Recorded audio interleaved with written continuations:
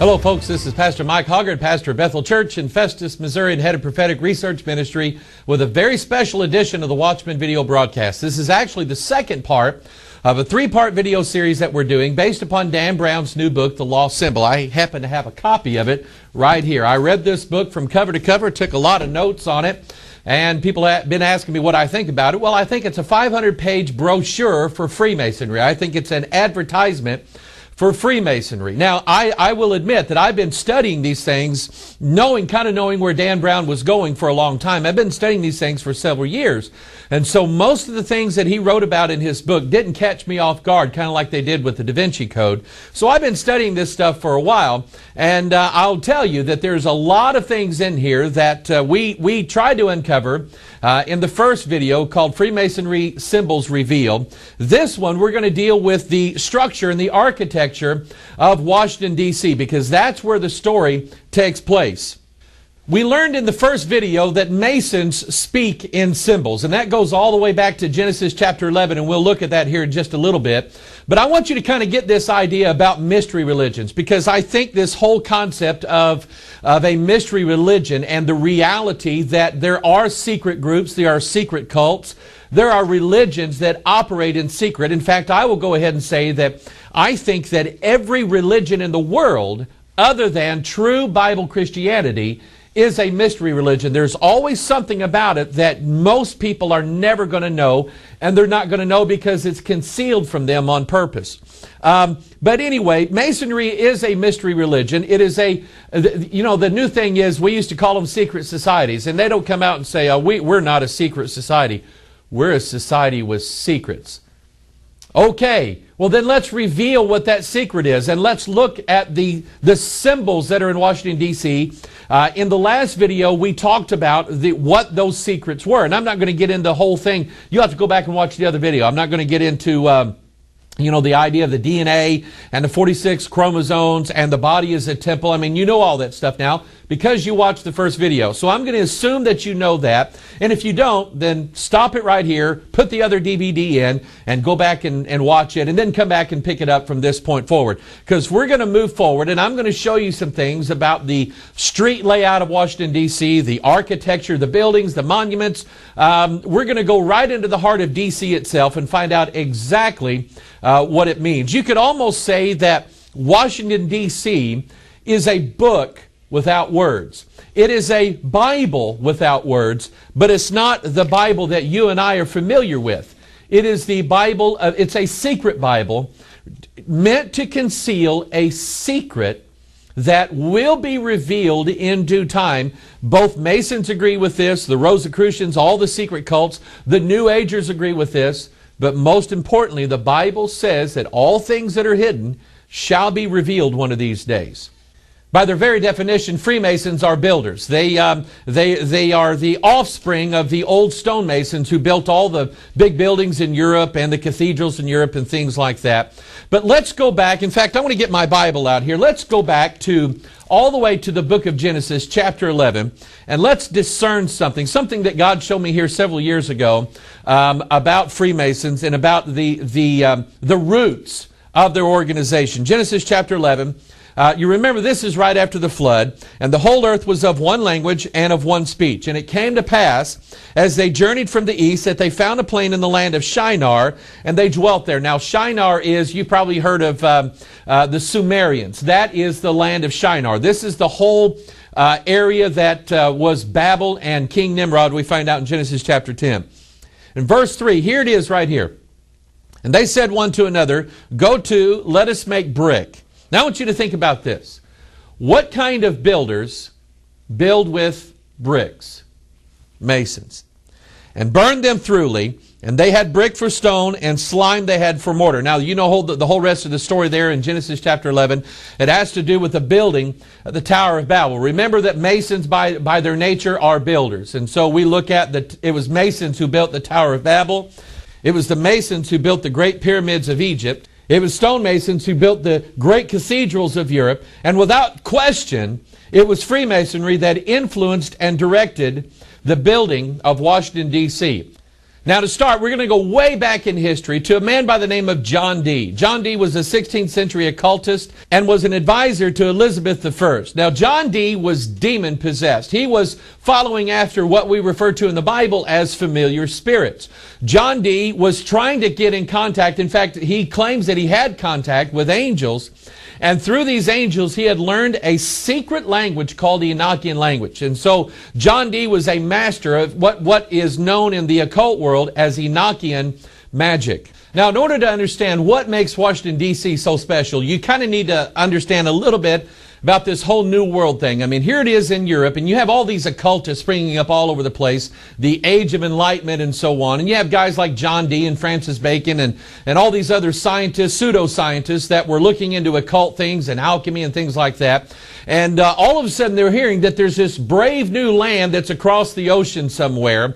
It was Francis Bacon, who was a disciple of John Dee, who decided that this was going to be what he referred to as a new Atlantis. Now, Atlantis was this old myth, and I think it had everything to do with the pre-flood generations. But Atlantis was this whole utopia thing where there was this divine government ruled over by gods, and people had this advanced technology, and science was the rule of everything there, and there was a great fusion of religion and science together. So all these occultists are thinking about this, and they're looking at this new land called America, and they're thinking, you know, that's going to be our new world there. We need a new Atlantis capital city to have as this center point or the focal point of this New World Order that we know is going to come into play. Now, just take this concept New World Order and think about everything that we've learned about Freemasonry in the last video and what the agenda or what the secret that Freemasons hide. The idea that there is going to be a kingdom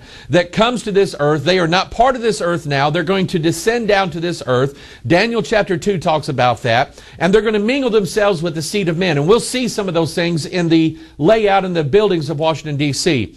But anyway, I just kind of get this whole idea because that's what they're looking for in a city called Washington, D.C. Now, they picked this particular location, and this is things that I looked at several years ago. They picked this particular location because at the time of John Dee, Pope Gregory had come out with a new calendar. We call it the Gregorian calendar, and everybody uses it today. Well, most everybody uses it today. But England wasn't going to accept it. John Dee had actually come up with his own calendar system, a new way. It was based on the number 33 of all things, but it just never did work, and people didn't like it. And but he thought it was a really good idea. But now remember, he was the advisor to Elizabeth I. And so whatever he would have told Elizabeth I, that's what she would have done. Originally, John Dee was not going to go along with this Gregorian calendar. But he scratched his head and got his ink and paper out and started doing some figuring and ciphering and things like that. And he was looking at the map of the New World and looking at how things lay. And he realized, and I don't know how he figured this out, but he realized, and it dawned on him, that the vernal equinox, or the spring equinox, which is real special to the occultists and Freemasonry, and we learned about that in the last video, because the vernal equinox and the fall equinox have to do with equilibrium, or equality, or things that have balance. And if you remember the symbolism of that, that is two things fused together, or two kingdoms fused together, and so that's what the equinoxes represent.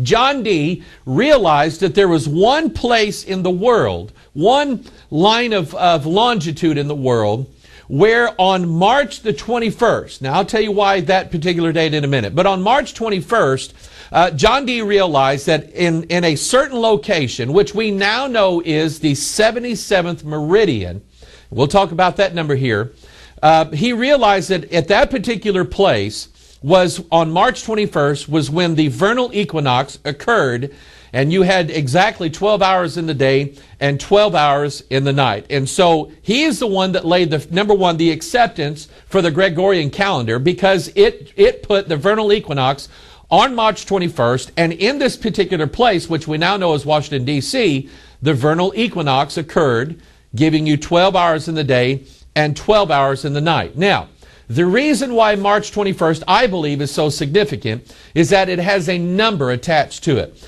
Number 1 is in the 3rd month, and the number 3 is always sacred and special to Freemasonry. It's the number for death and resurrection, but as we now know, it's the number for the triple helix, which is the adding of a 3rd strand to man's 2-strand DNA. But another reason why they chose March 21st and its significance is because it's the 80th day of the normal calendar year. Now, when you have a leap year, that kind of throws it off a little bit. But in most years, the 80th day of the calendar year is March 21st. Now, this brings us to the specialism or the special significance of the number 8. And for our understanding of the number 8, we go to the Scriptures. We're not going to look at the occult or anything like that. Let's go to the Scriptures and find out exactly what the number 8 means. Revelation chapter 17, verse 10. And there are 7 kings. 5 are fallen, and 1 is, and the other is not yet come. And when he cometh, he must continue a short space. And the beast that was and is not, even he is the 8th, and is of the 7, and goeth into perdition. And so we know that Masons and the occultists, the New Agers, the Wiccans, they all use numbers or numerology, and to them, those things are sacred. And so everything that they do is always going to follow some sort of geometric pattern or some sort of numerical pattern. And oftentimes the geometry and the numerics go hand in hand. They're never separated from each other. So the 80th day of the year was chosen, March 21st. The location was pinpointed, the 77th meridian, and so now we have a place. The number 8 is also associated in the occult world. It's you see the number 8 is related to the infinity symbol. The infinity symbol is a picture of man becoming a god, which is the whole purpose of Freemasonry. The infinity symbol also shows the fusion of 2 things together, or the fusion of 2 worlds together. Do you remember September 11th, 2001, when the World Trade Towers collapsed? And we got a few more things to say about that. But on that day, after the towers collapsed, they erected 2 towers of light, and each one of those lights had 44 bulbs in them, giving you a total of 88. That number is significant to them. And by the way, those lights remained lit for exactly 33 nights. You're starting to get a clue here. But let's talk about the number 77 and why that particular number was used. It was anticipated that the new federal city, or this new utopia, or this new Atlantis, Washington D.C., it was anticipated that it was going to be the center point of a new prime meridian on the earth. Now this takes us back to Dan Brown's The Da Vinci Code. You remember in the Da Vinci Code, Dan Brown talked about the prime meridian, which is longitude 0, used to be in Paris, France. He called it the Rose Line because it symbolized the alleged bloodline between Jesus and Mary Magdalene. Now we know that that refers to something else. The sons of God, daughters of men, mingled together, and their offspring, which is the whole focus of the secret of Freemasonry. It was a veiled reference to the offspring of Osiris and Isis, whose name was Horus. You see here on one of the earlier maps of Washington, D.C., that it was anticipated that the federal city, or Washington, D.C., right down the middle of it, would be longitude 0, or a new prime meridian. Now, there for a while, all these cities were clamoring for being the location of the prime meridian. Paris wanted it, the United States wanted it, but it was finally decided that Greenwich, England would be the location for the new prime meridian, which, was no big deal to everybody, because then it placed the federal city, or Washington, D.C., upon longitude 77. Now, the significance of this particular number is going to be seen in the pages of the Scripture. It has everything to do. Remember, we're talking about from the Da Vinci Code how the longitude or the meridian line was a symbol of the rose line, or the supposed lineage of Jesus Christ. And so now we have the capital city, Utopia, sitting on longitude 77. What significance does this number play as far as the lineage or the offspring or the birth of Jesus Christ? Let's go to the book of Luke chapter 3. In Luke chapter 3 verse 23, the Bible says, "And Jesus himself began to be about 30 years of age, being as he was supposed, the son of Joseph, which was the son of Heli."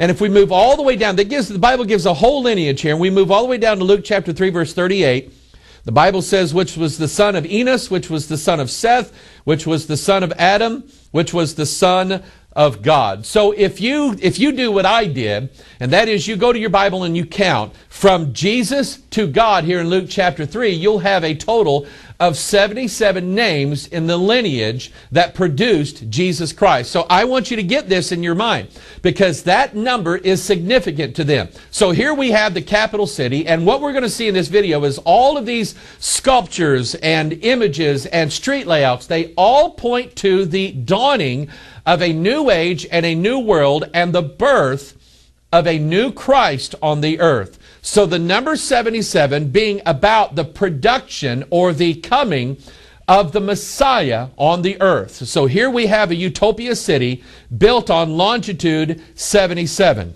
Now let me give you a little sideline information to kind of show you how this works. Do you remember on September 11th, 2001, not only did we have the Twin Towers fall, which I believe were a picture of the two pillars of Freemasonry, Jachin and Boaz, being destroyed so that a new one could come up in its place. Go back to the first video and get information on that. But the Pentagon also was destroyed. Now some people say it was a plane, some say it was a missile. I don't know what it was, but I know that I know the Pentagon was the target of this particular scenario that played out on September 11th, 2001. We're going to see more about it. But do you know how tall the Pentagon building is? It's exactly 77 feet tall. Do you remember what flight it was that flew into the side of the Pentagon building? Well, it was Flight 77. In Texas, there's a highway called Highway 77. Now, this highway goes through Waco, Texas. Do you remember back years ago, the Branch Davidian compound that was burnt down to the ground, and David Koresh? That Branch Davidian compound was near Waco, Texas. Waco, Texas is on Highway 77. By the way, guess how old David Koresh was? He was 33 years old.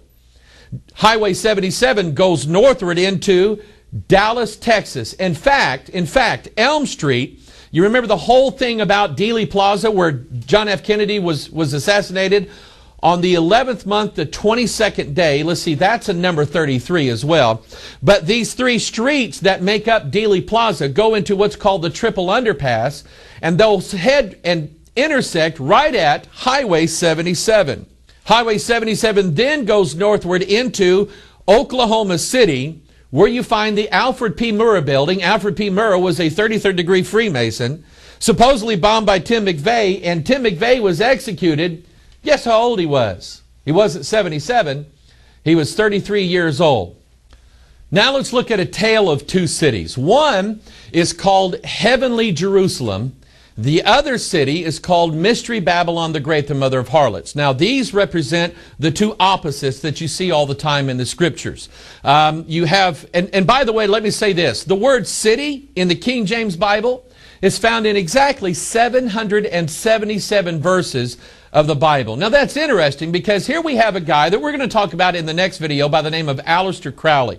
Aleister Crowley happened to write a book called 777 and other Kabbalistic writings of Aleister Crowley. This book was all about the Kabbalah, which is about the divine man and numerology. But, let's hook the train back up again and let's talk about these two cities for a minute. Let's get a biblical explanation of them both. First, let's talk about Heavenly Jerusalem, which that's where I want to be one of these days. Revelation chapter 21, verses 1 through 3. And I saw a new heaven and a new earth. The opposite of that would be a new world order. For the first heaven and the first earth were passed away, and there was no more sea. And I, John, saw the holy city, New Jerusalem, coming down from God out of heaven, prepared as a bride adorned for her husband. And I heard a great voice out of heaven saying, Behold, the tabernacle of God is with men, and he will dwell with them, and they shall be his people, and God himself shall be with them and be their God. Now this verse shows you that God already has a plan for man's eternity. And that is that at some point, and we believe that after the millennial reign of Christ occurs, that God is going to create a new heaven and a new earth. And now heaven and earth are going to be joined together or bridged together without sin. It will be the utopia that all these occultists keep wanting. But heaven and earth will be joined together by a new city called New Jerusalem. It is pictured as a beautiful bride adorned for her husband, a virgin bride who is prepared for the great wedding of Christ and His church. And what a glory that's going to be. But then we have another city that would be its exact opposite. Heavenly Jerusalem comes from heaven down to earth, and it's a virgin bride. This other city called Babel is a harlot city that seeks to go from earth to heaven. Let's look at Genesis chapter 10 to find the builder of this new city. Genesis chapter 10 verse 8, and Cush begat Nimrod. Remember, Cush was of the cursed lineage of Ham. He began to be a mighty one in the earth. Some say that he was actually a giant. He was a mighty hunter before the Lord, wherefore it is said, even as Nimrod, the mighty hunter before the Lord. And the beginning of his kingdom was Babel, and Erech, and Akkad, and Calneh in the land of Shinar. So if you've heard a lot of stories about the Sumerians and about some of these things about giants and the Anunnaki and all this stuff, which you ought not believe. You ought to just believe the biblical account of it and you'll be okay. But Nimrod was the one who established the first kingdoms on the earth, and he built a town or a city called Babel. Then we go back to Genesis chapter 11. Let's look at this verse again. And they said one to another, go to, let us make brick and burn them thoroughly.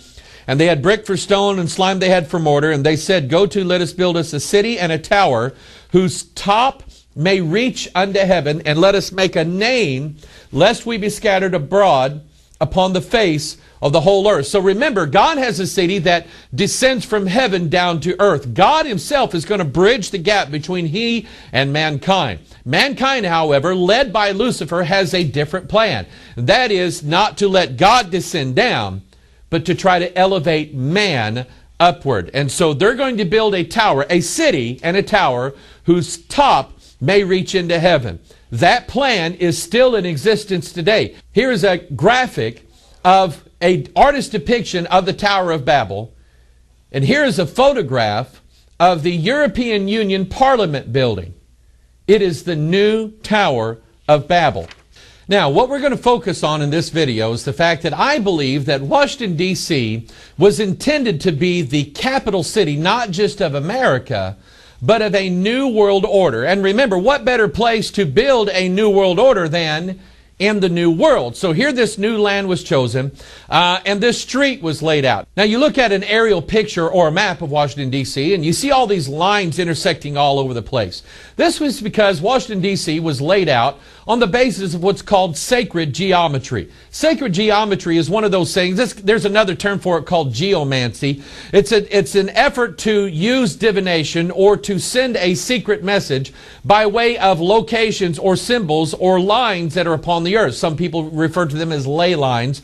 And they believe that these lines and these buildings and these monuments all have this special significant power that will bring in or usher in a new world. It's kind of like, you remember that movie, The Field of Dreams, where, Kevin Costner kept hearing that thing in his ear, if you build it, they will come. That's kind of the concept behind Washington, D.C. Washington, D.C. was built more or less as an invitation to this new world order that is going to be established based upon Daniel's fourth kingdom mentioned in Daniel chapter 2.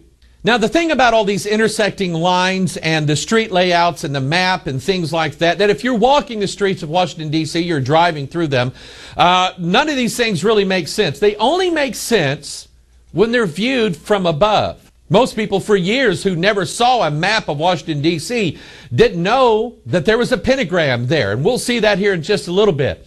But it's amazing what we're finding out now that we have the ability to fly over or use satellites, Google Earth, to see these things firsthand. Not just look at them on a map, but to see these things firsthand. It's sort of like, remember when the Nazca lines were discovered. Here you had all these intersecting lines and images and things like that nobody saw for years until a guy flew over from an airplane and said, what in the world is that? And there have been scientists and conspiracy people that have speculated about what the meanings of these things are. But the truth of it is, these things only make sense from above. Here you have Stonehenge, the images on Easter Island, the Great Pyramids, which happen to align with the 3 stars in Orion's belt. These things, I think, are meant to be like an invitation or a concept that says, bring it on, we're ready for a new world order. Now let's get back to Washington, D.C. As we mentioned a while ago, the first thing that stands out in your mind is that there's this big giant pentagram built into the street layout of Washington, D.C. If you remember from Dan Brown's earlier book, The Da Vinci Code, the pentagram is a symbol for what he referred to as the sacred feminine, or that women are goddesses because of their ability to procreate and produce life. And so Dan Brown used that concept of the sacred feminine in his book, The Da Vinci Code, and he tells you, and this is actually true, that the pentagram, or the symbol of the pentagram, is based upon what's called the Venus transit. The planet Venus in our skies, which we a lot of times refer to as the morning star, but sometimes it rises in the morning, sometimes it rises in the evening. And over an 8-year period, astronomers began to realize that the planet Venus will actually draw a 5-pointed star, or a pentagram, in the sky. And like I said, it takes 8 years to do this. The interesting thing about the planet Venus, though, is that during this 8-year cycle, when it's drawing this big pentagram in the sky, is that it revolves around the sun exactly 13 times. Now, this gives us an occult connection with the city of Mystery Babylon the Great, the mother of harlots. And the reason why I'm saying that is, in your King James Bible, you will see in Revelation chapter 17 that the name of the woman, now remember, we're talking about two cities here. We're talking about heavenly Jerusalem, which is the virgin bride of Jesus Christ, and we're talking about Mystery Babylon the Great, which is a harlot woman, and she is the wife of the beast. She is riding the beast, Revelation chapter 17. But in your King James Bible, you will note that this woman has a name written on her forehead. And in all capital letters, you find the name, Mystery Babylon the Great, the mother of harlots and abominations of the earth. A 13-word title. The number 13 in the Bible has to do with the love of God. The great charity chapter in the Bible is 1 Corinthians chapter 13. The phrase love of God is mentioned 13 times in the King James Bible. But you also have, that's God's pure love. Harlot love is the exact opposite of pure love. Remember the two opposites that we're dealing with here. The number 13 is also a sacred number in the occult and in Freemasonry. In the York Rite of Freemasonry, there are 13 levels. If we look at the mural of George Washington in the Capitol Rotunda, we find that George Washington is surrounded by 13 goddesses. Those goddesses are representatives of Mystery Babylon the Great, the mother of harlots and abominations of the earth. When we look a little bit closer at this mural, we find that the image of George Washington, which we're going to talk about later, is surrounded by 72 stars or 72 pentagrams.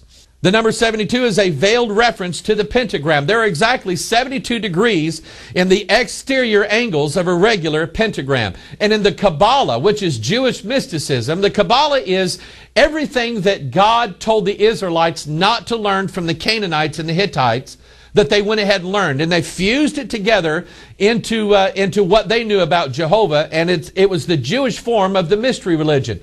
The Kabbalah plays heavily into the concepts of Freemasonry. In the Kabbalah, there are 72 names of God. So now you understand that the number 72 is a veiled reference for the pentagram, and the pentagram itself is a symbol for, as Dan Brown pointed out, the sacred feminine, the concept of Venus, and it specifically references the morning star. In Manly Hall's book, The Secret Teachings of All Ages, he teaches you that in the Great Seal of the United States of America, the unfinished pyramid, there are exactly 72 stones in there. In the National Archives building, you remember that's where the secret map was located in the movie National Treasure. In the National Archives building, that building is surrounded by 72 pillars. Now back to this pentagram. When you look at the aerial view of the street layout of Washington, D.C., I mean, you obviously see a pentagram there. And it's been noted by some Masonic authorities that this is not really a pentagram because there's like one part of it missing. And we'll talk about that in a minute because it's very interesting what we found out about this. But anyway, the apex of this pentagram just happens to be the White House, you know, where the President of the United States lives and does all of his work there. Exactly 13 blocks north of the White House. And here's that number 13 connection with the pentagram. Exactly 13 blocks north is the Masonic House of the Temple Lodge in Washington, D.C. Now, it's like I said before, it was noted by certain Masonic authorities who ridicule this idea that people see a pentagram there and they say, no, you don't, that's crazy, you don't see anything like that there, is that it's not a pentagram. They say it's not a pentagram because there's like one piece of it missing. Let's go back to the authorities that Dan Brown based his book, The Lost Symbol, on. One of those was Manly P. Hall, who wrote a book called The Secret Teachings of All Ages. Here's what Manly Hall said about this particular pentagram.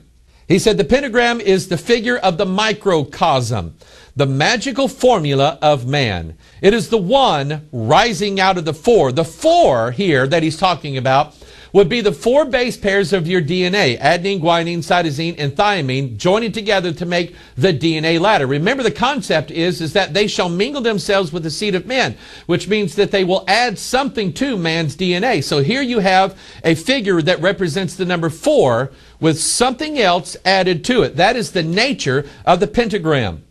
He says it is the one rising out of the 4, the human soul rising from the bondage of the animal nature. It is the true light, the star of the morning. It marks the location of 5 mysterious centers of force, the awakening of which is the supreme secret of white magic. Now, he mentioned in this, and this is what really gets me, he mentioned in here the star of the morning.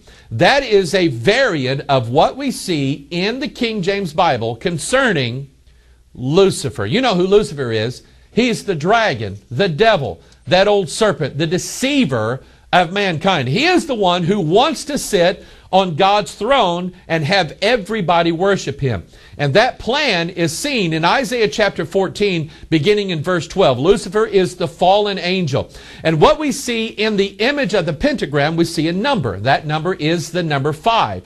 And so here in Isaiah chapter 14, we see Lucifer's 5-point plan. How art thou fallen from heaven, O Lucifer, son of the morning? How art thou cut down to the ground, which didst weaken the nations? For thou hast said in thine heart, number 1, I will ascend into heaven. Number 2, I will exalt my throne above the stars of God. Number 3, I will sit also upon the mount of the congregation in the sides of the north. Number 4, I will ascend above the heights of the clouds. And number 5, I will be like the Most High.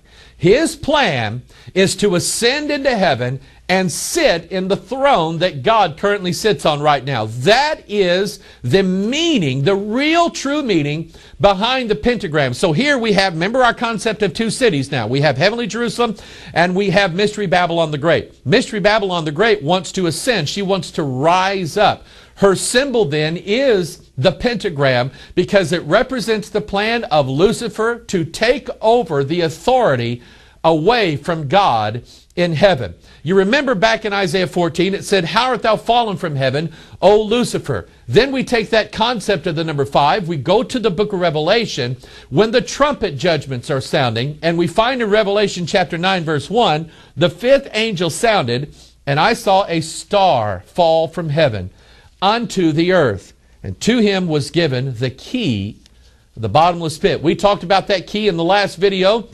That key actually opens up the pit and releases Abaddon, Apollyon, whose name is another Jesus. That's how Paul referred to him. John referred to him as the Antichrist. And so here we have this concept in Washington, D.C. that it conceals, but it also is going to reveal the coming of a new Messiah upon the earth, the Antichrist. Now, getting back to that idea that it's not a pentagram in Washington, D.C. because there's a line missing, let's look at what Manly Hall said about that missing line. He said, the pentagram is used extensively in black magic, but when so used, its form always differs in one of 3 ways. The star may be broken at one point by not permitting the converging lines to touch. It may be inverted by having 1 point down and 2 up. Or it may be distorted by having the points of varying lengths. See, all 3 of those apply here. When used in black magic, the pentagram is called the sign of the cloven hoof, or the footprint of the devil. The star with 2 points upward is also called the goat of Mendes, because the inverted star is the same shape as a goat's head. When the upright star turns and the upper point falls to the bottom, it signifies the fall of the morning star. That is exactly what we read in the pages of the Scripture. And remember, Manly Hall is not a conspiracy. He's not Mike Hoggard. Manly Hall is sort of like the great philosopher of Freemasonic thought. I mean, this guy has a huge library, thousands upon thousands of volumes, and he knew a lot about the occult, and he knew a lot about the secret teachings, and he didn't make this stuff up. This is at the core of the idea of why there's a pentagram there. But the pentagram reveals something that I think is, of course, it goes along with Isaiah 14 and the rule of Lucifer over the universe. Lucifer is the great architect of the universe. I don't know if you knew that, but it is Lucifer. He is the god of Freemasonry.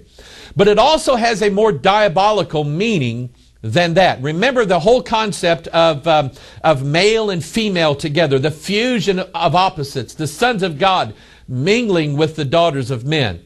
Former Freemason and occultist Bill Schnablin says that the pentagram has one use only, and that is to call up the power of Satan and bring the kingdom of the devil into manifestation on the earth. Kathy Burns wrote in her Masonic and Occult Symbols this description of what the pentagram was used for in ritual magic. She says the great rite invocation specially declares that the body of the woman taking part is an altar with her womb and generative organs as its sacred focus and reveres it as such. The high priestess then lays herself down towards the altar and her arms and her legs outstretched to form the pentagram. That concept, or the imagery of that concept, is seen in this D.C. comic book called Night Force. Here you see this woman who is about to take part in a sacred ritual called the Great Rite Ritual. Now, out of decency, I won't go into all the details, but basically the Great Rite Ritual is about a woman who becomes a pentagram, and then the high priest of the coven goes in and couples with her. That is fornication, the Bible calls it, but it's the sacred fornication, or the concept of the sacred feminine, or as we learn from the Da Vinci Code, what's called hieros gamos. The Gnostics believed that every human being has a spark of divinity inside of him, and that divinity will rise up to full-blown godhood by way of a certain ritual. That ritual is the Great Rite Invocation, ritualistic fornication. So I want you to think about this for a minute. The concept, here we have a building that is a pentagram. It's called the Pentagon. And remember, it's an altar, and a woman takes the shape of an altar. So September 11th, 2001, you have occult symbolism taking place. You have the Pentagon, a symbol for the sacred feminine, Mystery Babylon the Great, the daughters of men. You have an airplane, Flight 77. Remember, that's about the producing of the false Christ. You have an airplane, Flight 77, flying into a 77-foot tall building, and the imagery is that of the union of the male and the female. Now let's go back to this pentagram thing that we see in the street layout of Washington, D.C. At the tops of this pentagram, you can see circles up there. These are circular streets that have intersections that are going into it. This is called, in Masonic imagery, the point within the circle. The point within the circle, here again, is another symbol. We talked about this in the last video. It is another symbol for the fusion of male and female together, or the fusion of opposites. The point represents the male. The circle represents the female. Albert Pike said the hieroglyphic of the younger Horus, who was the offspring of Isis and Osiris, was the point inside of a circle.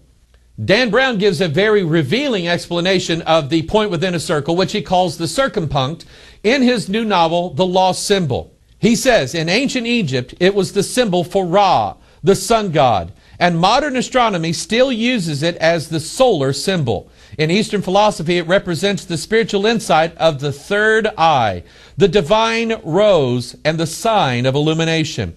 The Kabbalists use it to symbolize the Kether, the highest Sephiroth, and the most hidden of all hidden things. That then would be a reference to the Antichrist. Early mystics call it the eye of God, and it's the origin of the all-seeing eye on the Great Seal. The Pythagoreans used the circumpunct as the symbol of the monad, the divine truth. The Prisca Sapienta, the at-one-ment of mind and soul. So the point within the circle in all of Masonic ideology is one of the most important symbols that you will ever see. And it represents basically the fusion of male and female together and the production of their offspring, which is the Antichrist. You see it in Washington Circle, which is at the north part of that pentagram. DuPont Circle, you have the point within the circle. Logan Circle, here again, a point within the circle. When we move over to Lincoln's Memorial, you see that it represents a point within the circle. We go across the bay and we find the Jefferson Memorial, here again, a point within the circle. Now I want to show you a graphic, and this really got me when I was doing the research for this video, because as I said earlier, some of this stuff I've seen several years ago, but there are things changing right now to fit the idea that Washington, D.C. is the focus point of a new world order revealing the Antichrist in the last days. I want you to take a look at another point within the circle. This is the Washington Monument. Notice that we have a point within a circle, but I want you to notice something else too. We also have two circles that join together to form in the middle, where the Washington Monument is, a symbol called the mandorla. Now, I'm going to tell you that this symbolism here was just recently put there. I don't know when, but it was just recently put there. I'm going to show you an older image from Google Earth, and this is where we're getting the images from. An older image from Google Earth, and I want you to see then that those two circles were not there a few years ago. They've just been put there. Now, those two symbols coming together form what's called the mandorla. That symbol, we found out from Dan Brown's earlier book, The Da Vinci Code, was a symbol specifically that refers to the sacred feminine. It's called a mandorla because the word mandorla is an Italian word for almond. It has an almond shape to it. Specifically, the shape of this symbol is the female generative organ. The two circles coming together then show the fusion of things that are opposite. The heavenly kingdom or the angelic kingdom fusing themselves with the earthly kingdom on the earth to form a new world order government, a new leader called the Antichrist, and a new human being, the divine man. The symbol itself of the female generative organ basically goes along with annuit coeptus, which means the birth or the undertaking of a new world order. The mandorla symbol can be seen in religious icons. Here's an image of the Virgin Mary, who is the sacred feminine, Mystery Babylon the Great, the mother of harlots. Here's another image of a Christ-like figure being born through this image. This image here is of the Chalice Well in England, where supposedly the Holy Grail was, the blood of Christ was poured into this, and water that flows from this well is red, and they built this little spring well from this Chalice Well to form the symbol of the divine mandorla. And I'm going to throw this one in just in case you're not buying it so far. Last year there was a movie came out called The Day the Earth Stood Still. Now this movie was based upon an older movie back in the 50s. And of course, now get this now, this movie is about aliens coming down to the earth to make mankind better. And that's exactly what happens. The imagery that you see at the very beginning of this movie is the imagery of two circles coming together to form the mandorla, the idea of the two opposites joining together to form a new world or a new world order. Back to the point within the circle, we go all the way to the Vatican, and here we find, you remember the Washington Monument, here we find an obelisk there. This obelisk actually came from Egypt and was placed within the Vatican, and here it represents the point within the circle. Dan Brown reveals that the mural that is in the ceiling of the Capitol Rotunda forms the circumpunct or the point within the circle. Now let's look at another location in Washington, D.C. to see a lesser known emblem or a lesser known symbol that is in the street layout of Washington, D.C. It's called the hexagram.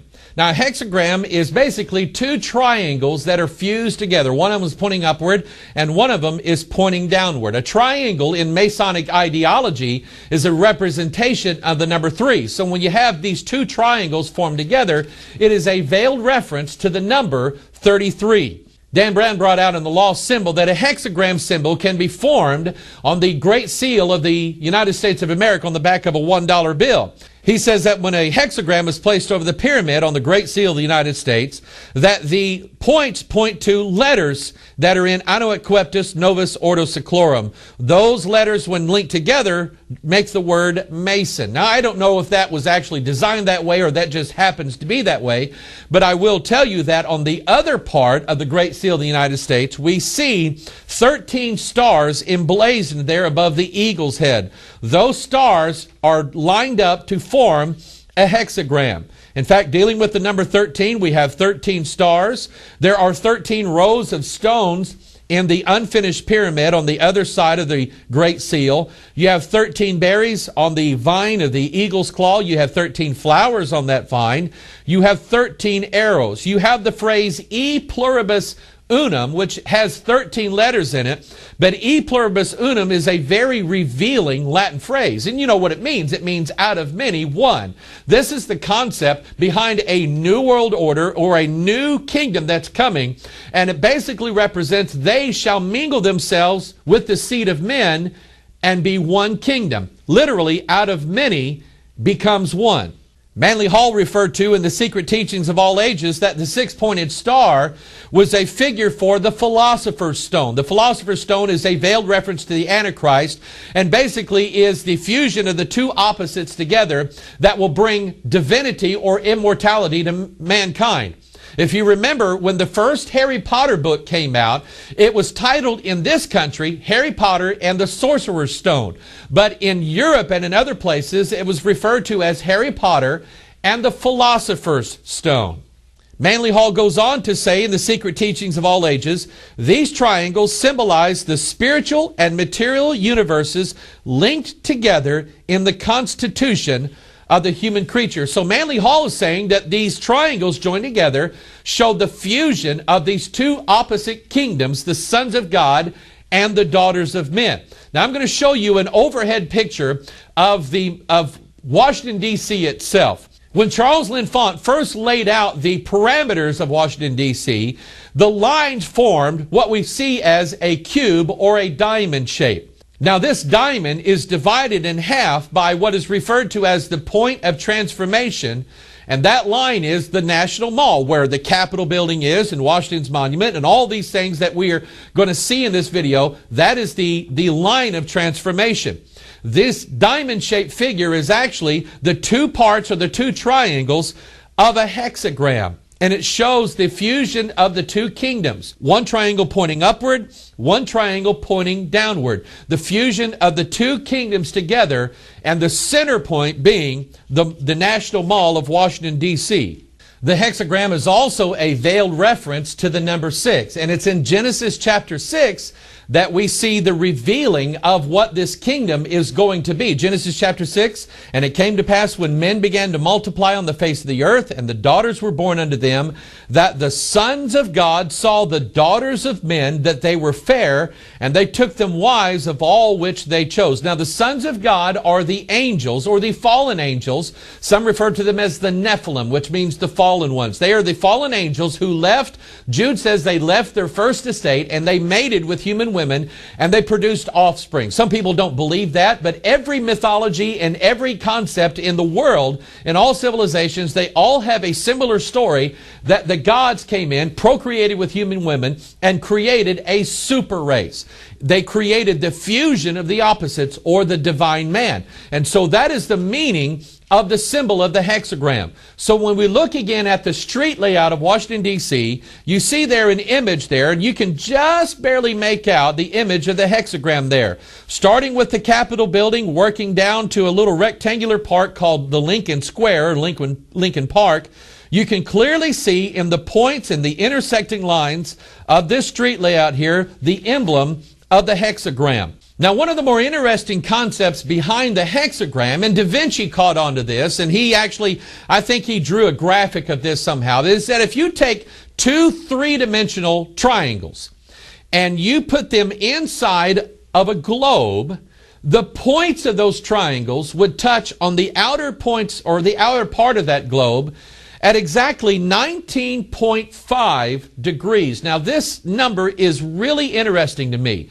because I want you to notice that on top of the Capitol building in Washington, D.C., there is a symbol of Mystery Babylon the Great, the mother of harlots. There's a statue of a goddess there. Dan Brown points this out, and it's commonly known that this statue stands exactly 19 feet 6 inches. Once again, if we look at the layout of Washington, D.C., you see the Capitol building, you see the White House, and you see Washington's monument. And those form a right-angled triangle, and the degree of separation of those two lines is exactly 19.5 degrees. Now, this is very interesting because every 4 years in this country, we elect a president. Sometimes it's a new president, sometimes it's the same president. Sometimes we like the president, sometimes we don't. And there have been a few exemptions of this, but normally, the President of the United States is inaugurated at the center point or the focal point of this right-angled triangle, the capital of Washington, D.C. The President is inaugurated, and it's done so by law every 4 years on January the 20th at exactly 12 noon. Now, I want you to think about this, because in the calendar, starting at January 1st, exactly on January 20th at 12 noon, exactly 19 and a half days have expired into the year, and a new president is inaugurated. Right underneath a 19 and a half foot statue of a goddess. Now, what is the hidden meaning behind this 19.5 symbolism? This is very simple. We go back to the pages of the Scriptures, and we find out, and when you take the measurements of the Ark of the Covenant, and remember, the Ark of the Covenant is the throne or a representation of the throne of God. And remember, Lucifer wants to rise up to heaven and sit on God's throne. When we look at the exact measurements of the Ark of the Covenant, we find that the surface area of the Ark of the Covenant is exactly 19.5 cubits. Notice what Ezekiel chapter 28 verse 2 says. Son of man, say unto the prince of Tyrus. This is referencing Lucifer. Thus saith the Lord God, because thine heart is lifted up, and thou hast said, I am a God. I sit in the seat of God in the midst of the seas. 2 Thessalonians chapter 2. Let no man deceive you by any means, for that day shall not come, except there come a falling away first, and that man of sin be revealed, the son of perdition, who opposeth and exalteth himself above all that is called God or that is worshipped, so that he is God, sitteth in the temple of God, showing himself that he is God. Naturally, you can sort of see the symbolism behind seating a president or the leader of the New World Order, United States of America, as sort of the grand authority over a New World Order. Now, one of the central symbols of the lost symbol written by Dan Brown was the unfinished pyramid and the illuminated eye capstone. If you've read the book, you'll know that they're running around Washington, D.C. with this sort of unfinished pyramid symbolism in the hand. It's supposed to be the key to unlocking the great mystery of Freemasonry. Actually, they're really not far from the truth here in this book, because it is a very significant symbol. We see it on the back of the $1 bill, the unfinished pyramid with the illuminated eye capstone being added to it. Manly P. Hall says in The Secret Teachings of All Ages, the sacredness of the triad and its symbol, the triangle, is derived from the fact that it is made up of the monad and the duad. The monad is the symbol of the Divine Father, and the duad of the Great Mother. So here again, get this symbolism. We have the concept of a Divine Father, which would be Lucifer, and we have the concept of the Mother, which would be planet Earth. The two of them joining together. The capstone is the Father. The base of the bottom of the pyramid is the Divine Mother. The bottom 2 points, that is referred to as the duad, represent the two strands of human DNA. The capstone, or the monad, or the Father, basically represents the seed of the sons of God, and these two now are joined together to form the divine man. In other words, they're saying that human DNA is incomplete without the addition of this third part. Let's look again here at the street layout of Washington, D.C. Remember, and I didn't point this out earlier, but the street layout of Washington, D.C. was laid out by three people. Charles L'Enfant, who we know was a Freemason, George Washington, who we know was a Freemason, and an interesting figure by the name of Benjamin Banneker. Benjamin Banneker was a very skilled, he was an African American, but he was a very skilled astronomer, astrologer, and he was a very skilled surveyor. And these three worked together to form what we now see as the layout of Washington, D.C. So you have two Masons and an astrologer, people who believe in occult ideas and occult symbolisms, and they have put these symbols into the layout of Washington, D.C. Now, I'm going to show you a graphic. We're going to turn it so that you can kind of understand where we're going here. We see then the formations of an unfinished pyramid with a capstone on top of it. You see the bottom part of the triangle there forming part of Pennsylvania Avenue, and the illuminated capstone or the illuminated eye at the top of the pyramid, or the monad, or the great Lucifer, as it were, represents the Capitol building in Washington, D.C. Now remember, this is significant because it's at this exact location, the illuminated eye capstone on the unfinished pyramid, that every 4 years we inaugurate a new president of the United States. This same street layout is also part of another symbol, and Masons like to use multiple symbols upon symbols when they are writing their book without words that reveal an Antichrist coming in the last days. They like to use multiple symbols. And so on this layout here, where we find the unfinished pyramid with the illuminated eye capstone, the Capitol building, we find the symbol of the square and the compass. Now, the square and compass seems to be the most prominent and predominant symbol of Freemasons. They use this thing just about everywhere. You go by in your town, you'll find a Masonic lodge. More than likely, you'll find the square and compass out there. Here's a quote. We talked about this on the last video. Here's a quote from Albert Pike, and he talks about the symbolic meaning of the square and the compass. He says, "The square, therefore, is a natural and appropriate symbol of this earth. The compass is an equally natural and appropriate symbol of the heavens. The compass is the hermetic symbol of the creative deity, the male, and the square of the productive earth, or the universe." And that's from Albert Pike's Morals and Dogma. So here Albert Pike is revealing that the square and compass show the fusion, just like the unfinished pyramid with the capstone shows the fusion of the two opposite kingdoms mentioned in Daniel chapter 2. They shall mingle themselves with the seed of men. That's the meaning behind the square and the compass. So in our overhead view of Washington, D.C., you see Washington's monument, and from that point go out two lines or two streets. Then we look down to the Capitol building, and from that point outward or westward, we have two lines also going out, forming the square and the compass. Now, here's the interesting part of all of this, is that here we have the Washington's monument, which is known as an obelisk or Baal's shaft. It is basically Baal's phallus, his male organ. So the Washington monument represents the male. Remember, on top of the Capitol building, we have a 19.5-foot statue of a goddess, the female. Those two joining together to produce the divine man on planet Earth, or revealing the Antichrist. The square and compass themselves are emblems of the triangle in Freemasonry. The triangle, you remember, is a symbol that represents the number 3. And 3 is sacred in all of Freemasonry because it represents the divine man, or the union of things that are opposite together.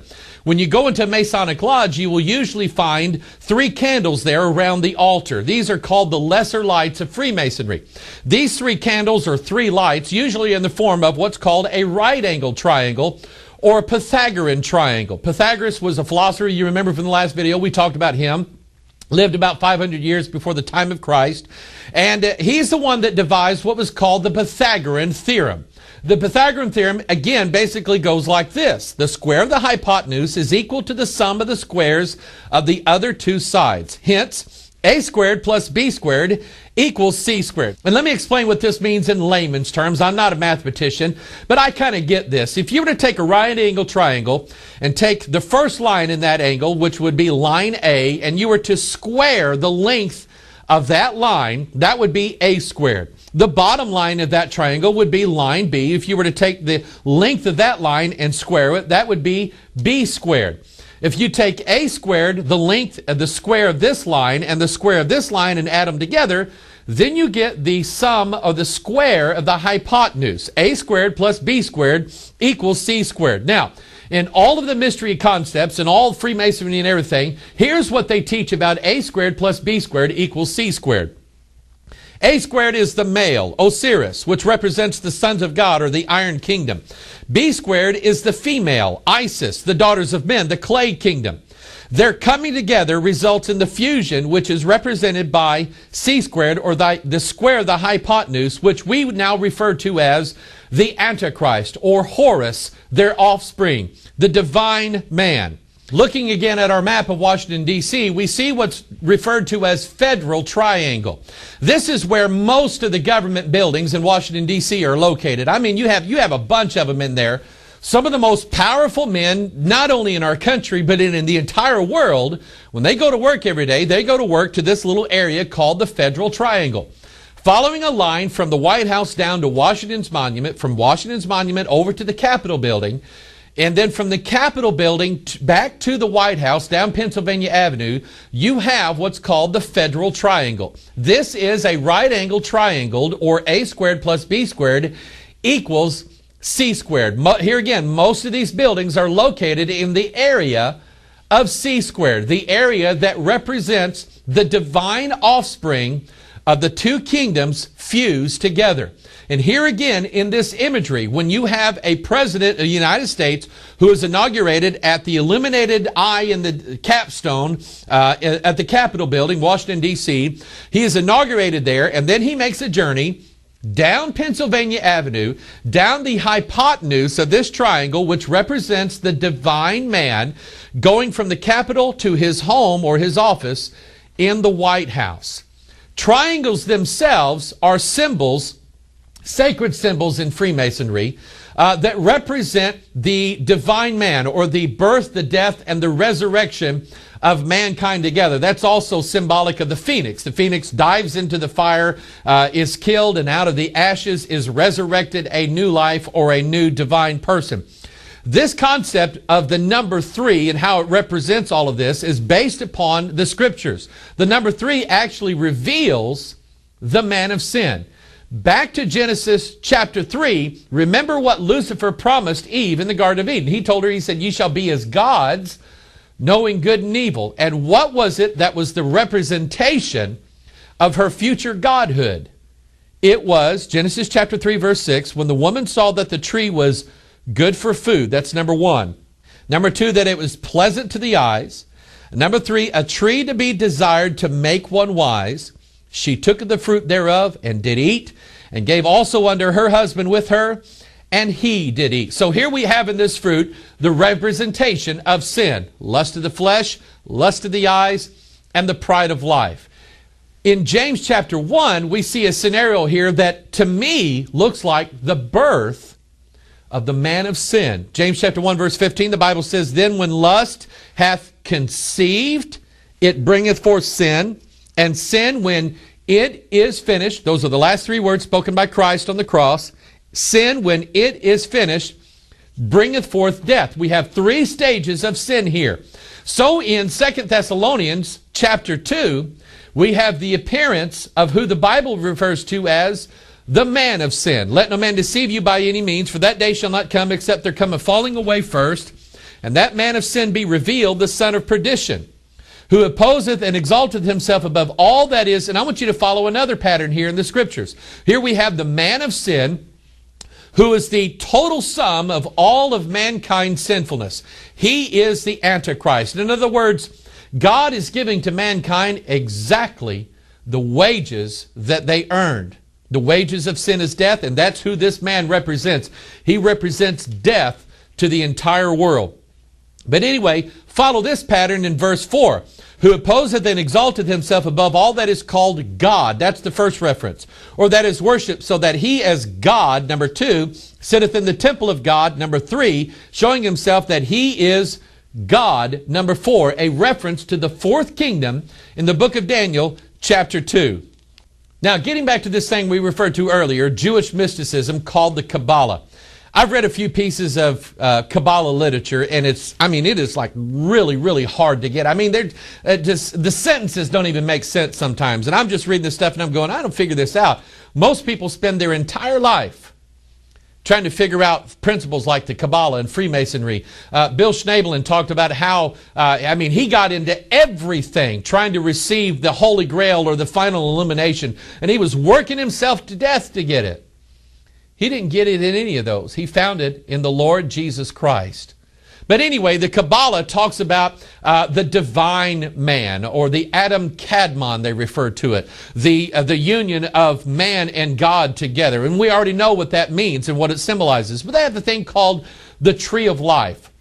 It's called the Sephiroth, and there are other names for it. But anyway, a Sephiroth, basically, if you look at this symbol and go, what in the world is this talking about? Here we have 10 circles, and they're joined together by 22 lines. Now, here's the explanation of all this. Manly Hall says that the 10 circles joined with the 22 lines form the basis of the 32 degrees of the Scottish Rite of Freemasonry. They also form what's called the divine man. Now, remember this. The 10 circles represent the 10-toed kingdom of Daniel chapter 2. We're going to look at scriptures in a minute. The 22 paths represent the 22 amino acids in our DNA that sequences the genes that make us exactly who we are. So get this imagery again. Here we have human DNA, and God says it's a book and it's perfect and we're not to add to it.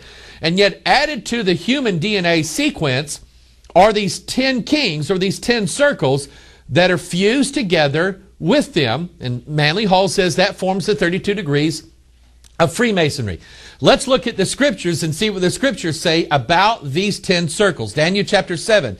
And after this I saw in the night visions, behold, a fourth beast, dreadful and terrible, and strong exceedingly, and it had great iron teeth.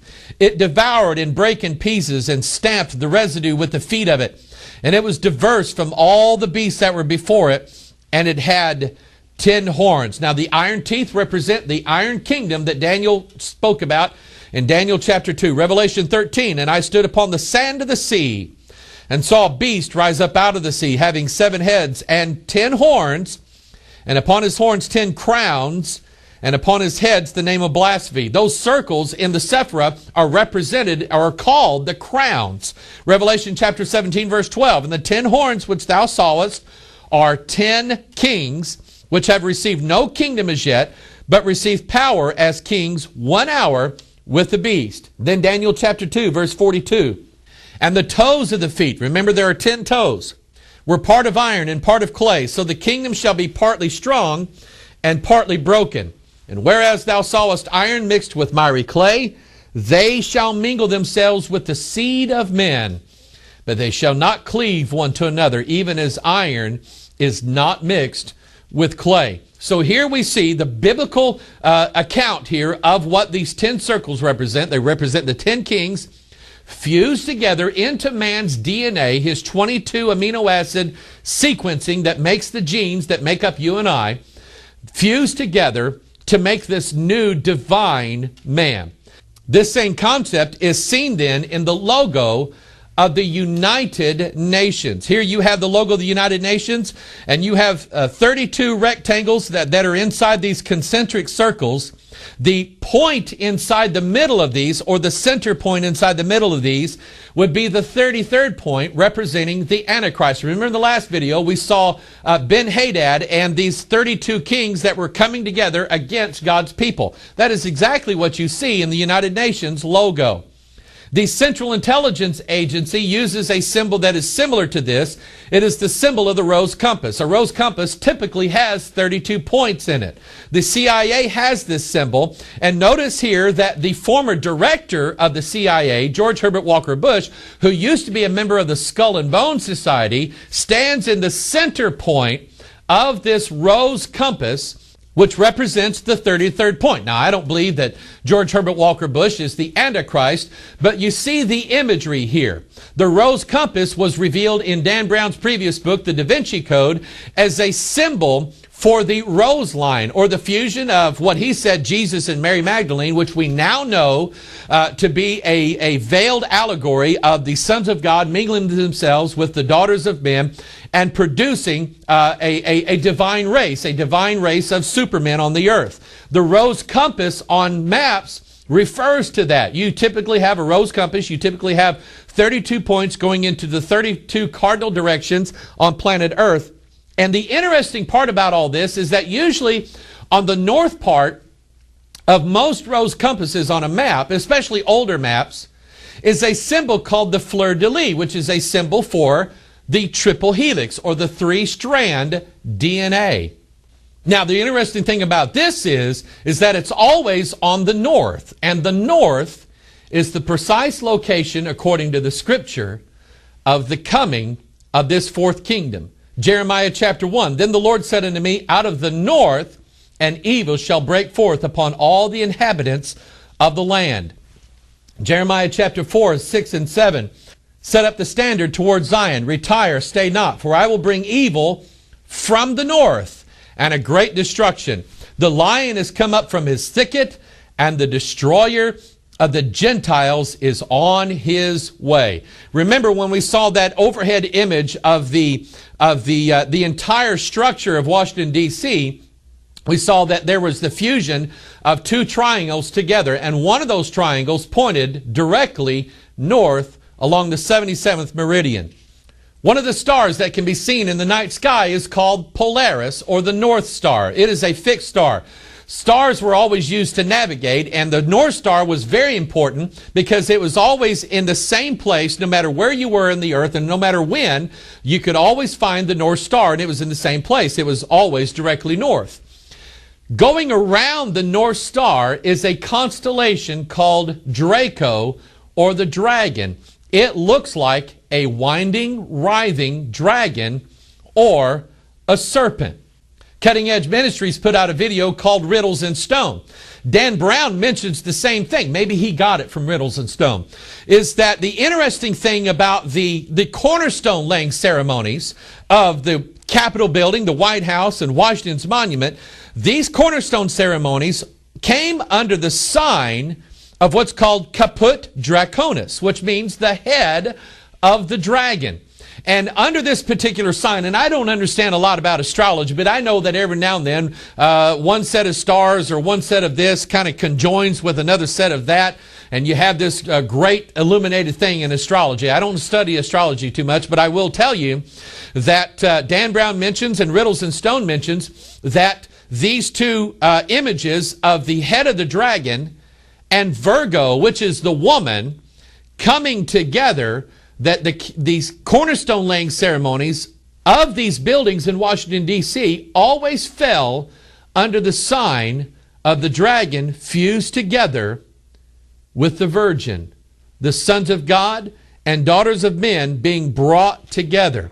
In the divination art of geomancy, the Caput Draconis, or the dragon's head, is a sign for favorable undertakings. Remember the quote there on the back of the dollar bill, Annuit Coeptus, he favors the undertaking or the birth of a new world order.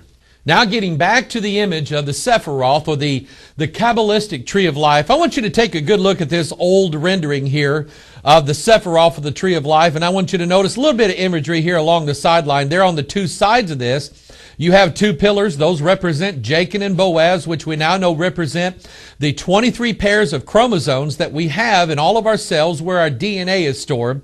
But look at the makeup of the Sephiroth, the circles joined together with the lines, the 10 kings joined together with the 22 amino acids of our DNA. Take a look then at this overhead view of the National Mall area of Washington, D.C. Down on the bottom there, this is the bottom, going from the bottom to the top, is going from east to west. There on the bottom, you have a rectangular shape. That is Lincoln Square or Lincoln Park, and I'll show you some imagery there in just a few minutes. Going westward, then you have the Capitol. Going up then toward down the National Mall, you have the Jefferson Memorial, you have the White House, you have the Lincoln Memorial, and then between the Lincoln Memorial and the Washington Monument, you have the newly built World War II monument. If we were to overlay the Sephiroth on top of these points, you will find that the street layout of Washington, D.C.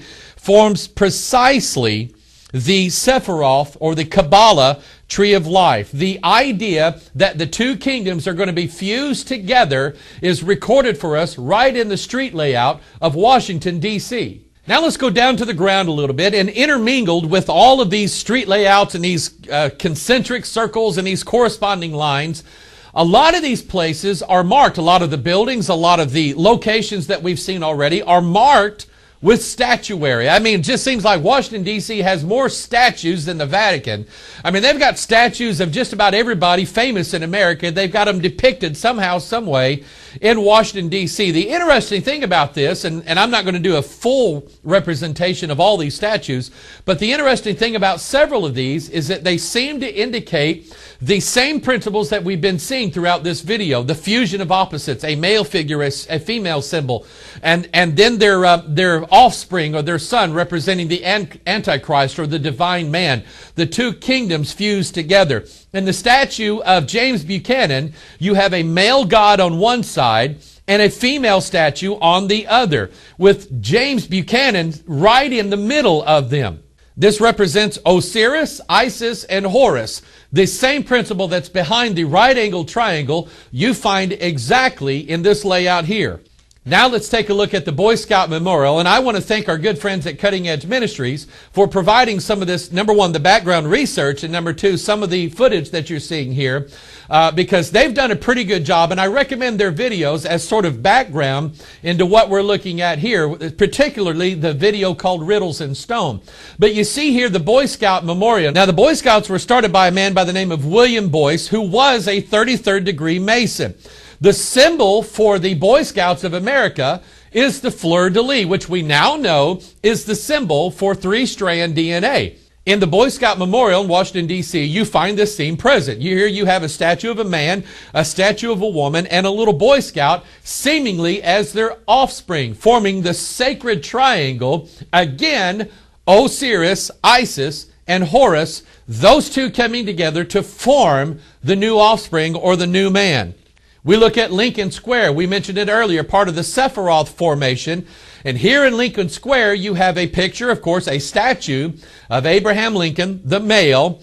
You have a statue on the opposite end of a woman, here showing the fusion of the male and the female together. Other statues and memorials spread about through Washington, D.C. We have the Lincoln Memorial, which is a Greek temple. Now remember, a temple is a picture of the human body. And it has a statue of Abraham Lincoln inside of it, and he appears as a god inside of this temple. So here, get this imagery. We have a temple with a god inside of it as part of the statuary of the complex of Washington, D.C. Now, I've been to this particular location there, and you know what I do is I count things. And I had a friend with me, and we started from the reflection pool, which we'll talk about in a minute, walking up the steps to the Lincoln Memorial. It's exactly 46 steps up there. That's the exact number of chromosomes that we have where our DNA is stored. Then we move across the pond to Jefferson Memorial. This was designed after Jefferson's own design. The image of it is that of a Roman pantheon. A pantheon, the two words there, pan and theon, or which is basically theos, is the idea that this temple is a temple for all of the gods. That's why you have the word pan there. So a pantheon is a temple where all of the gods dwell. Here again, think about this. The temple being a picture of the human body, and it is the dwelling place of the gods. There's like another term for this. It's called demon possession. But here again in the Jefferson Memorial, we see the dwelling place of all the gods, or the fusion together of the gods in the human body joining together. That's an image of Daniel's fourth kingdom in Daniel chapter 2. Often around these monuments, you see what's called a reflecting pool. Notice the imagery here, Washington's monument being reflected inside the pool. Now, this is meant to be the concept of As above, so below. We talked about that concept in the last video. The phrase or the concept of as below basically is a concept showing the two kingdoms fusing together. The heavenly kingdom with the earthly realm being joined together. That's what that is at the heart of the reflecting pool. There is a pagan practice that corresponds with this called scrying. It is the practice of gazing into a mirror or gazing into a pool of water or sometimes a pool of mercury in order to make contact with the gods. That is the same principle that you have in the reflecting pool, as above, so below. Now, going along with this same concept of as above, so below, you remember we talked about in the last video how that Dan Brown had put into the story that the villain of the lost symbol, a person by the name of Moloch, which was the god of, killing your babies in the Old Testament. Anyway, this villain called Moloch had taken the Grand Master of the worshipful master of the House of the Temple Lodge in Washington, D.C., a guy named Peter Solomon. That's just a made-up name. Anyway, took and cut his hand off, and he made his hands make the symbol of as above, so below. He took this hand and he placed it right in the rotunda of the Capitol building in Washington, D.C. The fingers were pointed up. Dan Brown makes this big deal about this. The fingers were pointing up to a mural that's on top of the Capitol Dome in Washington, D.C. That mural happens to be called the Apotheosis of Washington. Now, here's an interesting thing about the phrase apotheosis. Remember, everything that we've seen before is that Freemasonry and the symbols of Freemasonry always point you to the divining of mankind, or making a mankind into a god. The phrase apotheosis means turning a man into a god. And so when you look at the mural of the apotheosis, you have George Washington now being deified after his death. This exact concept comes to us from Genesis chapter 3. We mentioned it earlier. This is what the serpent promised to Eve. For God doth know that in the day that ye eat thereof, then your eyes shall be opened, and ye shall be as gods, knowing good and evil. So the very thing that the devil promised to Eve was that she, through partaking of this particular fruit, would become a god. This same concept is in the Mormon church. And if you don't know a little bit about Mormon history, well, then I'll tell you that Joseph Smith and the early leaders of the Mormon church all became Freemasons when they were in Nauvoo, Illinois. In fact, a lot of the rituals and symbols that are in the Mormon church are clearly Masonic. But the Mormon church teaches that man, when he dies, if he is a good Mormon and he has this hieros gamos marriage, this sacred ritual with his wife, I mean, that goes back to the thing we saw about the pentagram. But anyway, if he has this sacred union with his wife, when they die, they will be married together, and they will become gods over their own planet. This is exactly the same lie that Lucifer promised to Eve in the Garden of Eden. And if you remember from earlier works that we've done in our video, DNA, Jesus Christ, DNA, and the Holy Bible, and the Mother of All Secrets, you will see that in Genesis chapter 3, in your King James Bible, the exact number of words that Lucifer spoke to Eve in the Garden of Eden was 46. That's the exact same number of chromosomes that you have where all of your DNA is stored.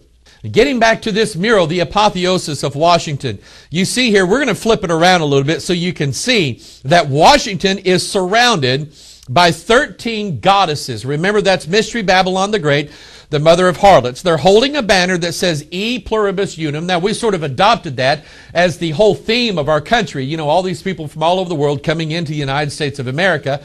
And although it sounds real good, but the real meaning of E pluribus unum, out of many, one, is this fusion of the two kingdoms that are opposite each other in Daniel chapter 2. That Daniel's fourth kingdom fusing themselves with the seed of men. Then we see George Washington there, robed as a god, there surrounded by his celestial virgins and all of these other gods that are surrounding him there. And I want you to notice that one hand is extended upward, one hand is extended downward and outward. Now, what a lot of people don't know is that at one time, there was commissioned a statue of George Washington that was supposed to sit right underneath this mural in the Capitol of Washington, D.C. It again followed that theme of the apotheosis of George Washington. And here he is, this statue, which was moved because some people thought it was indecent to have a president of the United States cloaked in a robe, half naked. But here you see George Washington making the same hand gestures, as above, so below. So the symbolism here of a statue of George Washington on the floor of the rotunda, and then the mural of George Washington up in the sky, was meant to symbolize as above, so below.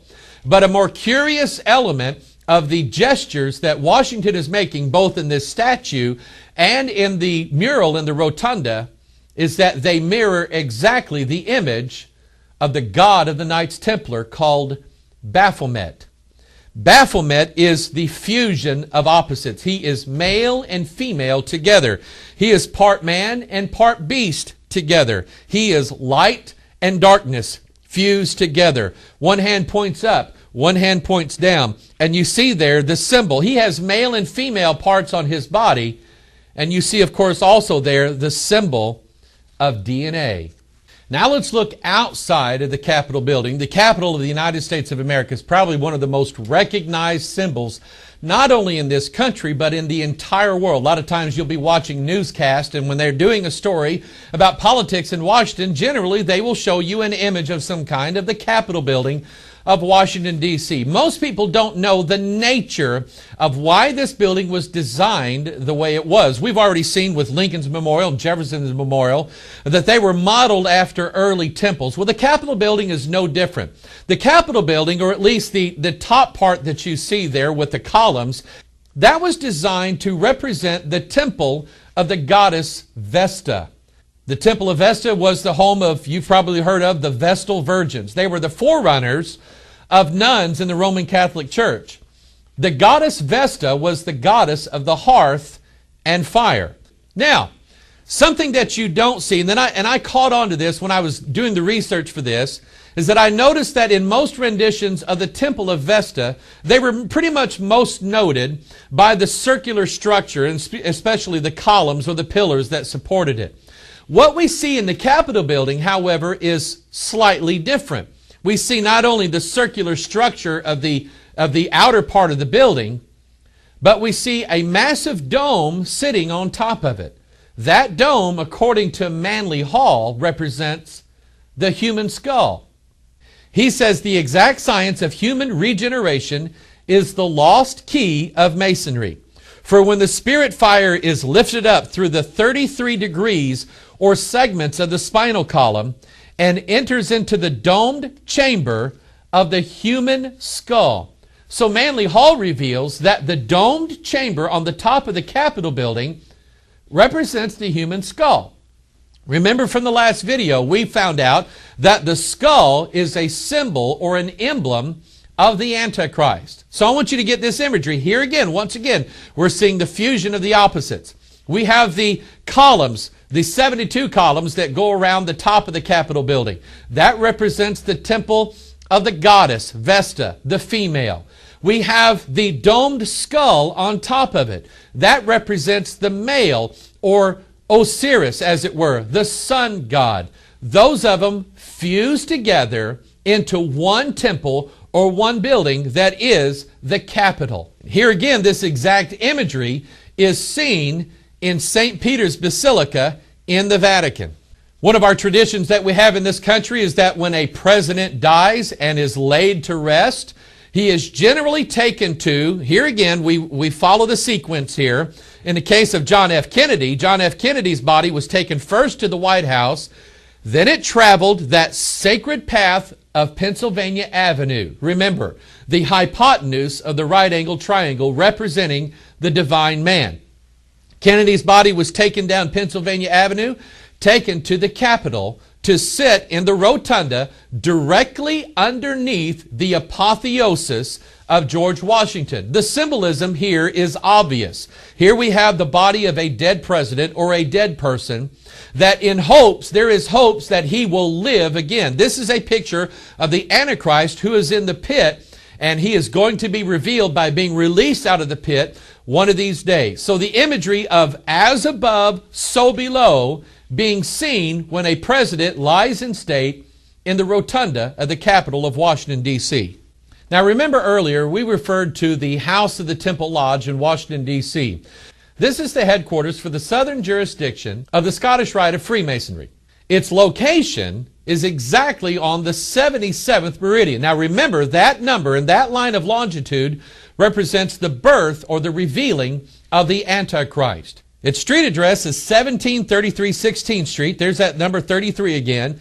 And it lies exactly 13 blocks north of the White House. Remember, the number 13 symbolizes the name written on Mystery Babylon's forehead, Mystery Babylon the Great, the mother of harlots and abominations of the earth. Outside of the House of the Temple Lodge are two sphinxes. These are meant to represent the two pillars of Freemasonry, or the two pillars in Solomon's temple, Jachin and Boaz. Remember, Jachin and Boaz are 23 cubits tall. They represent the 46 chromosomes where our DNA is stored. Remember also that Hiram Abiff, upon realizing that he was going to be murdered, hid the lost word of Freemasonry, or the secrets of building the temple, inside of Jachin and Boaz.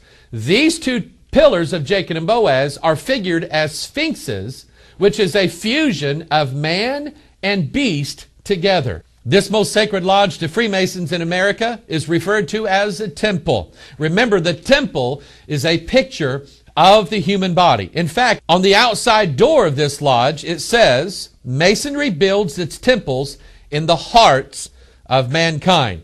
It is surrounded by 33 columns, each one of them 33 feet tall.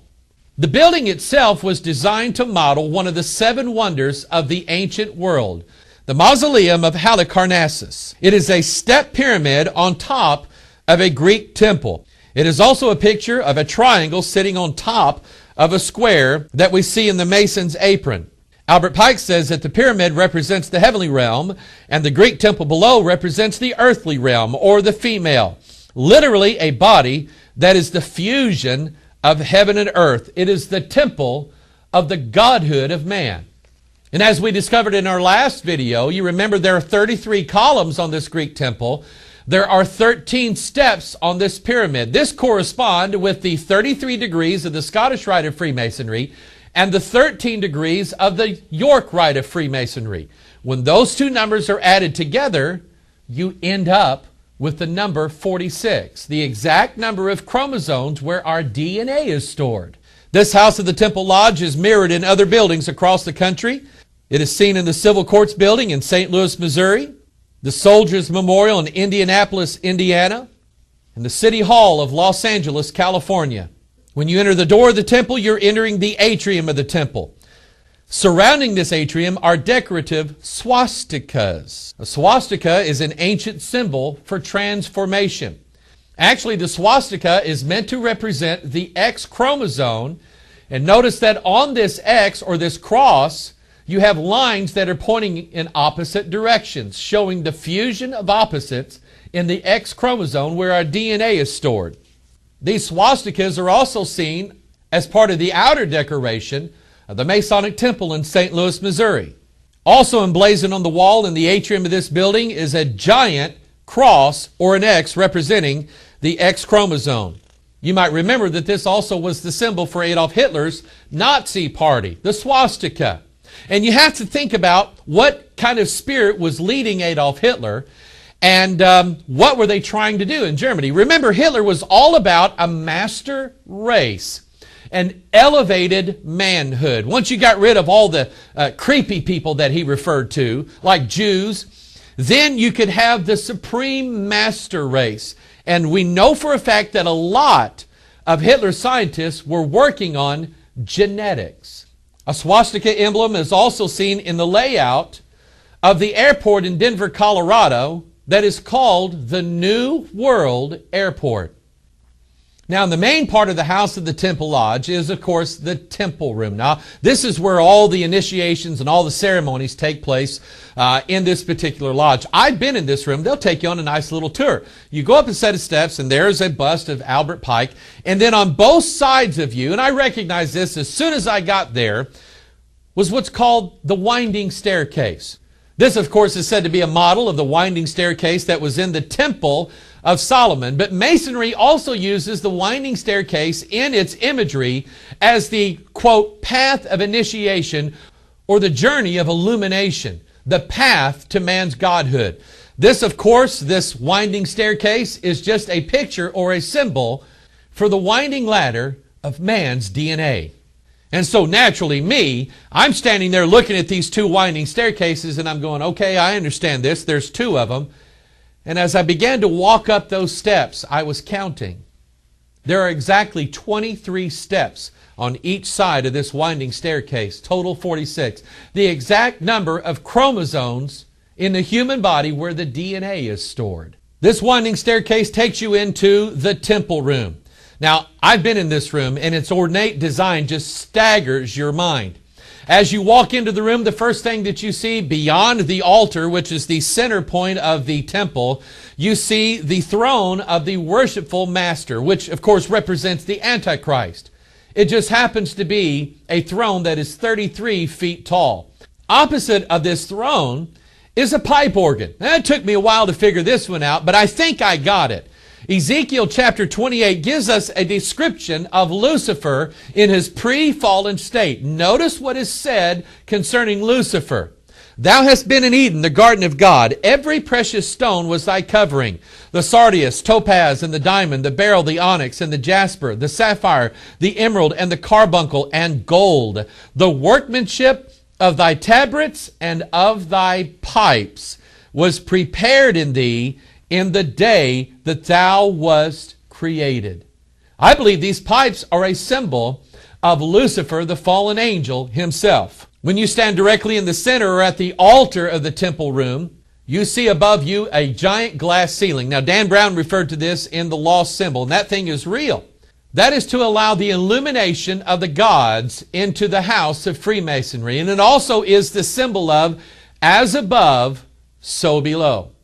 Now we're going to take you on our last little step of our journey here and looking at all these monuments. And I hope that we've uncovered some mysteries in your mind for you as to exactly what is the nature of all these monuments and buildings and streets that are in Washington, D.C. and sort of what they mean. We're talking about the revealing of the Antichrist and a revealing of a new world order in the last days. Remember that Washington, D.C. is a book written without words. It's written in symbols. When you know the key to the symbols, sort of like the Rosetta Stone to Egyptian hieroglyphics, when you know the key, then you can unlock all the symbols. And this is what we're going to do with Washington's monument. Of course, you remember it's a giant obelisk, which basically represents Baal's shaft. It is a phallus symbol. It's a symbol for the male.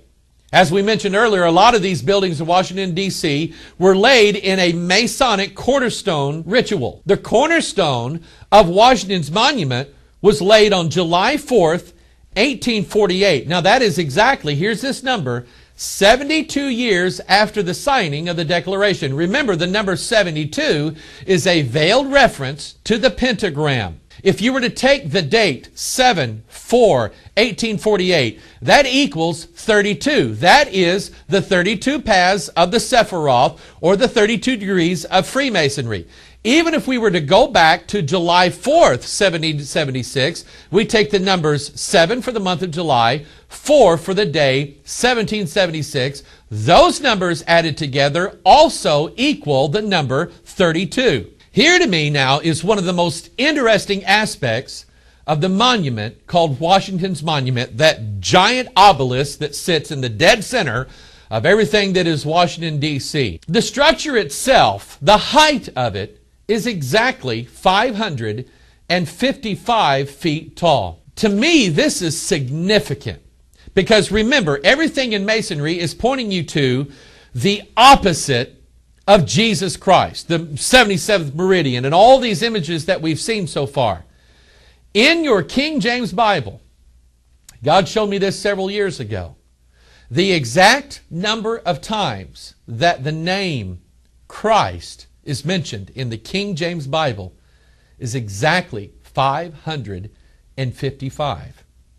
This same number, as we saw in our last video, is emblazoned on a third-degree Masonic tracing board on top of a casket. Remember, that casket contains the body or the essence of the Mason's lost word or the Antichrist. 555. The capstone at the top of Washington's monument is exactly 3,300 pounds. And even Dan Brown, in an interview with NBC, stated that this 3,300-pound capstone on top of the Washington's monument is to be a picture of the number 33. Dan Brown tells us in The Lost Key that the main character, Robert Langdon, who is this symbologist, who, as he sees symbols, he kind of gets it. He is taken on a path by Peter Solomon up to the top of Washington's monument, and lo and behold, he finds himself going upward in a spiral staircase. There is a spiral staircase that is in Washington's monument in Washington, D.C. This represents the path to illumination, or the path to godhood, the apotheosis of mankind, turning men into gods. Now, one of the most important aspects of Washington's monument and what it symbolizes is not so much as what is at the top of the monument, but what's underneath it. Dan Brown reveals that in the cornerstone of Washington's monument, the cornerstone was hollow. You know, most cornerstones they put on buildings are hollow, and they usually put different things in them to be preserved forever. Well, in this particular case, the cornerstone is not evident on the outside of the Washington's monument anywhere. It's buried down deep in the ground. The cornerstone is the emblem of the coffin. What's inside of that coffin? The lost word of Masonry, symbolized by the Holy Bible. This is the lost symbol that Dan Brown refers to in his book. He teaches that the Bible is a symbol for the lost word of Freemasonry. Now, let's put together everything that we've learned so far. The Bible itself is a symbol for man's DNA, his two-strand DNA. The Old Testament being one strand, the New Testament being the second strand of DNA. And God said it's perfect. Don't add anything to it. And yet Masonry conceals the fact that the plan of all ages is to add a third strand to man's DNA, a fifth base to the 4 base pairs that we have in our DNA, 10 kings to the 22 amino acids that we have. One of the things that Dan Brown mentions in the lost symbol is that the Bible was never meant to be taken literally. It is merely a symbol, an allegory, a myth. But I'm here to tell you that the Bible is true from the very beginning. If you were to believe the story of the lost symbol, if you were to believe the parables and the myths and the allegories of Freemasonry, then you would believe that mankind is going to ascend up the ladder of illumination and bring himself to godhood. Nothing could be farther from the truth.